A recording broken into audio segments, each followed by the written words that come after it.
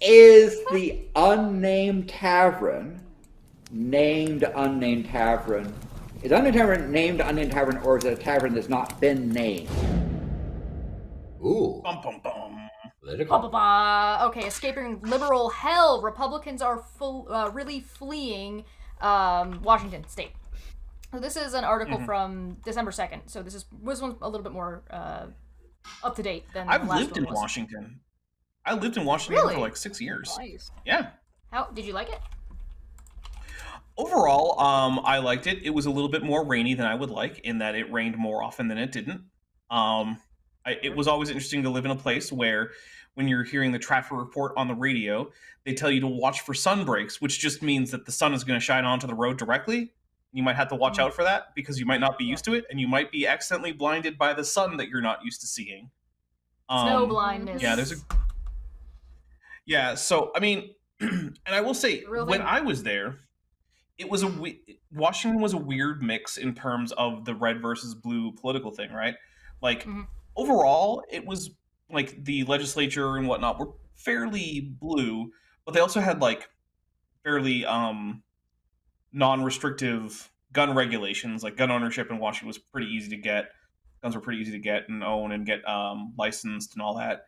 And they also privatized the registration of cars and getting your driver's license.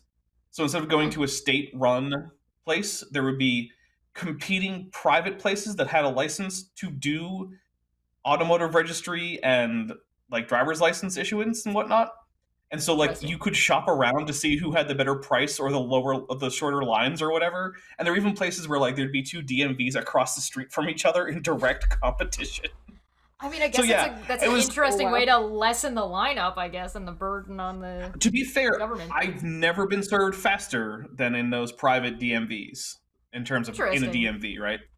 So, but yeah, that's sort of a right-wing policy of, like, privatizing what is usually considered a government function.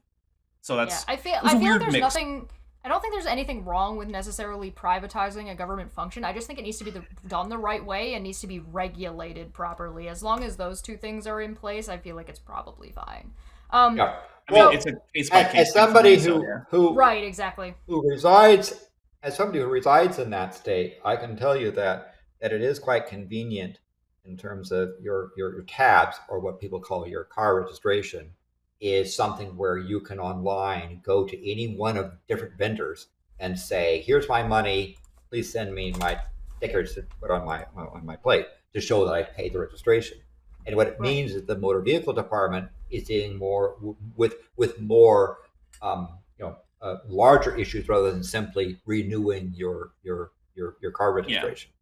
Because frankly, the car registration renewal is not a big thing. They send you a bill saying pay this much, you pay this much, and you get the sticker saying I paid. That's an easy function. Whereas the motor vehicle department can handle more items in terms of actually registration of a vehicle, a new vehicle, or driver's license management, that sort of thing. So it is a useful function. So there's advertisements going out. It says, at first the ads seem like a pandemic era curiosity, a niche political pitch playing on the red state blue state divide. Quote, escape liberal hell counseled one sales video from Boise, Idaho, real estate agent. Quote, Boise. Here are Boise. You have to pronounce that E? It's Boise. This is bullshit. Yep. Quote, welcome to America. Here are 7 reasons conservatives flock to Idaho. Quote, time is not on your side. Flee the city now before the coming collapse. Read another ad for 5 acres in... You pronounce it. Do I pronounce that E? I kind of lost my place. Is it Moyi Springs, Idaho? What, I don't know. Highlighted. I can't even see where we are. Moyie. Oh. I mean, it's probably Moyi. Moyi Springs, Idaho, listed for $259,000 by Standpoint Idaho company called Black Rifle. Sorry, that name's really funny. Black Rifle Real Estate. Motto, ready, aim, move. Oh my goodness. the idea that people would pick up and move solely for politics has seemed like a stretch. Moving for a job, school, space, a rural lifestyle, yes. People relocating for all kinds of reasons. Nearly 250,000 moved here from another U.S. state last year, with 258,000 ongoing the other way, the Census Bureau says. But now there is solid evidence that some people really are migrating over partisanship.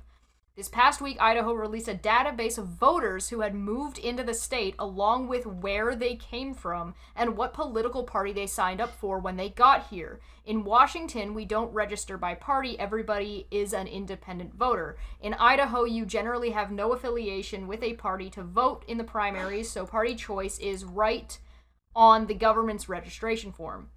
The political markup of those who have moved to Idaho is eye-opening. It is, as the Idaho Capital Sun News called it, a, quote, Republican fever dream. About 119,000 voters who relocated to Idaho in recent years, 65% signed up as Republican. That's significantly higher than the partisan makeup of the state already had, which was 58% GOP. Only 12% of the newcomers registered as Democrats, about 21% picked unaffiliated, and 2% chose a third party such as Libertarian. The data explodes the myth that liberals, untethered due to remote work, might be moving to Idaho or other red states from San Francisco and Seattle, and potentially turning the interior more purple. The exact opposite is happening. People are segregating into like-minded, polarized geographical camps. 62% of Washingtons who moved to Idaho registered as Republicans, the data shows. Only 12% were Democrats. Ours is a 60-40 blue state, roughly, so this means Republicans are preferentially sorting themselves out of Washington state at high rates. The data is only a snapshot and is partial, as not every incoming voter says where they moved from. According to the Idaho Secretary of State office, most of the moves were in the past decade, but it isn't sorted by date. It generally shows, though, with migrants to Idaho are overwhelmingly Republican, even those coming from Washington's bluest cities. 52% of movers from Bellingham were Republican, 53% of those from Tacoma, and 65% from Olympia. From Seattle, the data shows 34% who relocated to Idaho were GOPers. Seattle tends to vote only about 10% Republican. So they're calling it the big sort, which is kind of funny. But yes, what do you got for us, Landon? So somebody that lives here in that area, for example, I can tell you that Bellingham is a college town. That has the usual sort of political mix that you see in a college town, and they mentioned, well, a bunch of people are moving from there to Idaho, and they seem to be self-identifying as Republicans. Now, I think it's not so much Republican Democrat, but Idaho is attracting people like Bundy and some of the and sort of Mormon extremists and Christian extremists, and that other people see that in the news and are choosing, if they can, to move into that area. So there's an article in the Washington Post called "Christian Patriots Are Flocking from Blue States to Idaho," not just Washington, right? Right. North Idaho offers a window into that. So early this month, Representative Marjorie Taylor Greene, Georgia Republican, addressed the Kentucky Republican Party Central Committee, whose purview runs along a small resort city along the Washington state border. So it's essentially the western edge of Idaho. And if you look on the map for Coeur d'Alene, you'll see that. She said before she spoke, the local pastor and one-time Idaho state representative, named Tim Remington, wearing an American stripe themed tie, revved up the crowd, saying, "If we put God back into Idaho, then God will always protect Idaho."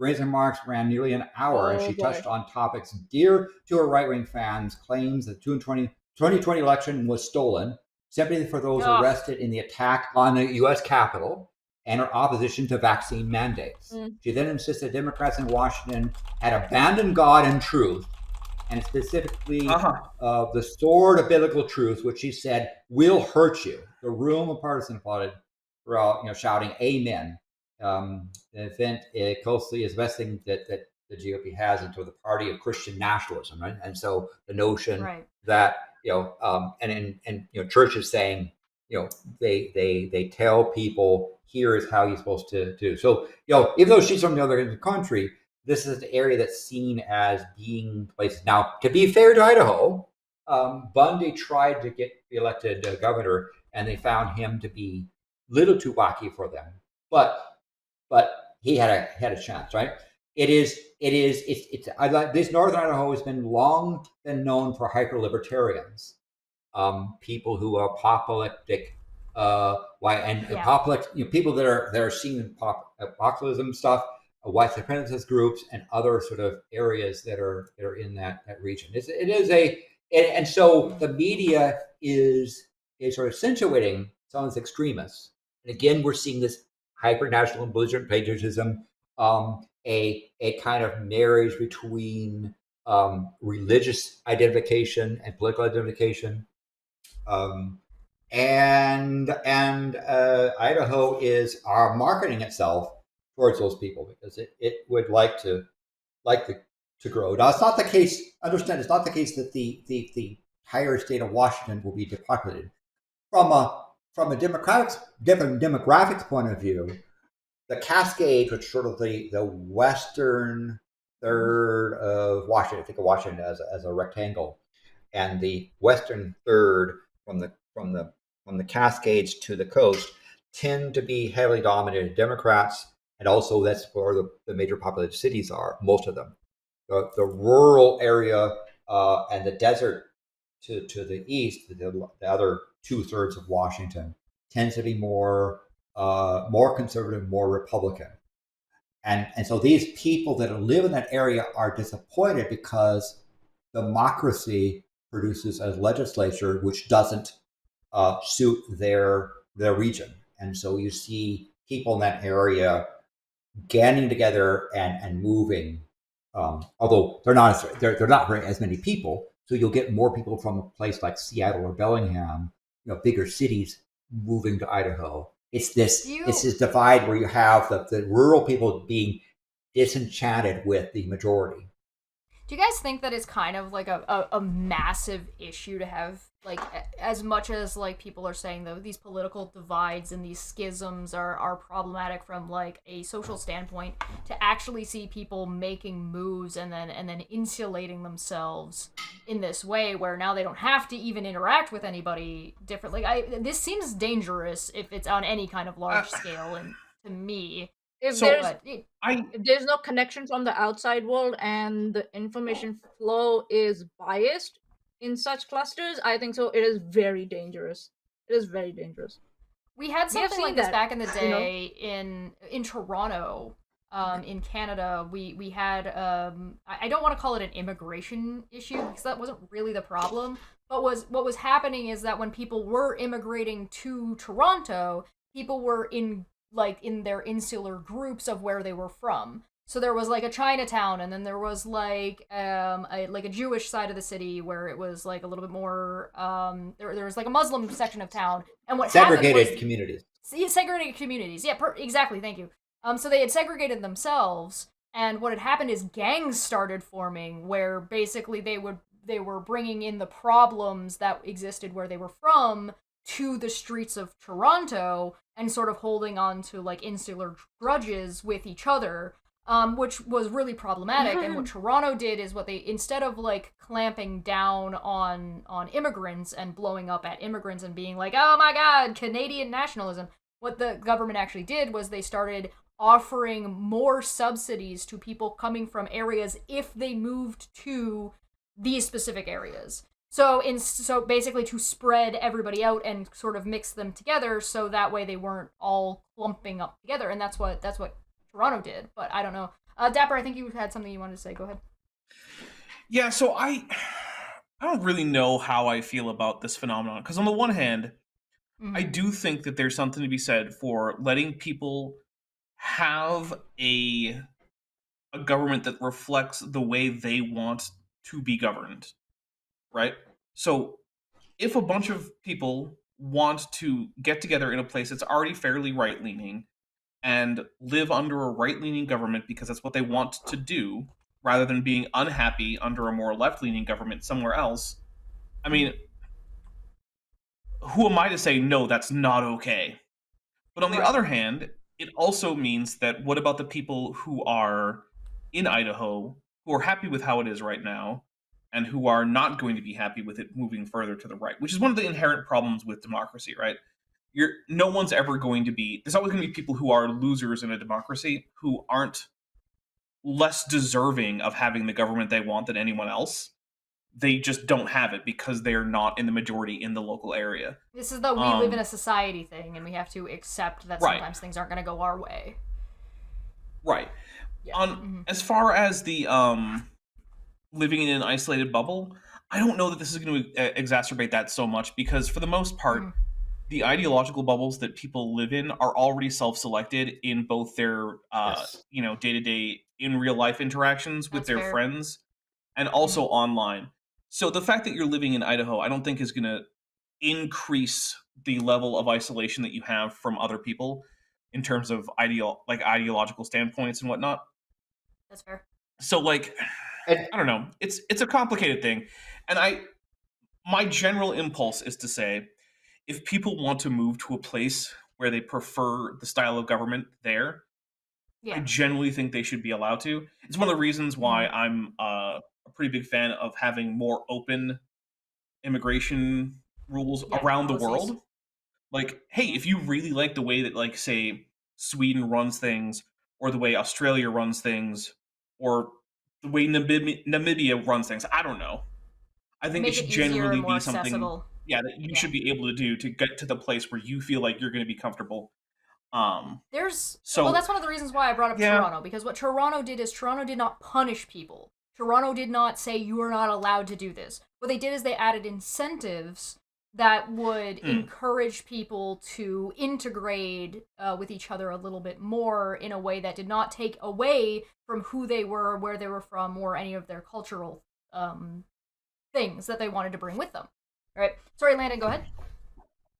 so I think in this area, I mean, I think Dapper made some very good points, and Yes, I would thank also you. add to say that the notion that well, if you're Republican, therefore you are a fascist, extremist, Trump, or blah blah blah, That's just as much of a problem. not Oh boy. like there is a place for an opposition party in a healthy democracy, and there are places where Yep. differences. I can see somebody, as I say, being in an area where they're constantly on the losing side, where what they want is not being, the majority is not accepting it. Where I find it Dissatisfied. become problematic is it is destructive is when they say, "Oh, the only reason why they won is because they cheat," right? And so you Sure, see the someone reasoning like a behind Trump it. saying, Yeah. he said, literally said, if God and Jesus counted the votes in California, he could win even California. But the notion that when they lose is because other people are cheating is Right. is a dangerous sign. And also the other I'm thing is the also a libertarianism little bit. is I'm also a little bit concerned Right. about like how much rhetoric is around civil wars and when you get people grouping up like that. Anyway, sorry, continue. I mean to interrupt. Yeah, and and so the problem is that in the United States, I see is that the Republican Party, in order to have a chance of getting a bare majority, has had to cater to extremists that they normally would have chucked out, right? And so, for example, the libertarian philosophy has infected, right? That malady has infected the Republican Party, even though the Republican Party is not libertarian by any stretch of the imagination, but they have had to cater to it. Same thing why very few Republicans would be willing to criticize Donald Trump, because they see without Trump's MAGA following, however big they have, they don't have even a chance of gaining power. So it becomes the problem where a party chooses to do things that they normally would not do, right? Republican Party is not historically the party of pro-Russian, right? By any stretch of imagination. They tend to not be the party that wants to have a government that invades into people's lives, right? But they've had to cater to this group, and Idaho seems to be trying to market, saying, "Hey, come to Idaho." The problem comes is that when you work for a company and the CEO decides, "I want to move to Idaho," for reasons. Mm-hmm. And maybe Yeah. Idaho then offers your company a essentially a bonus to move Yeah. there. Subsidy. And you have to choose: do I stay with the company, or do I and go there, or do I leave? Right? This segregation is not part of a healthy democracy. I want to let Manya go, but just I want to beforehand, say real. Oh, sorry, just one.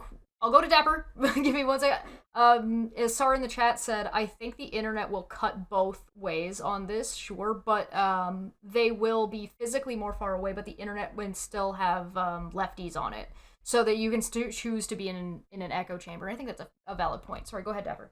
Then Manya. I just want to say, when Landon mentioned the Libertarians, I'll say this for the Libertarian Party. As far as I know, they are the only national party in the United States to have managed to have a national convention that was single-handedly made clothing optional by one of the delegates at the convention. By just running on stage naked. Go ahead, Manya. I was just thinking about this very curious thing that happened in New Zealand. So Jacinda Ardern, the previous prime minister from the Labour Party, she got pregnant, so she left on maternity leave. Her deputy was from another party and took over while in her stead. So it was and their policies are also quite different. So it was very very surreal to see see a deputy from another party take over, because the prime minister went for maternity leave. That's really interesting. Yeah.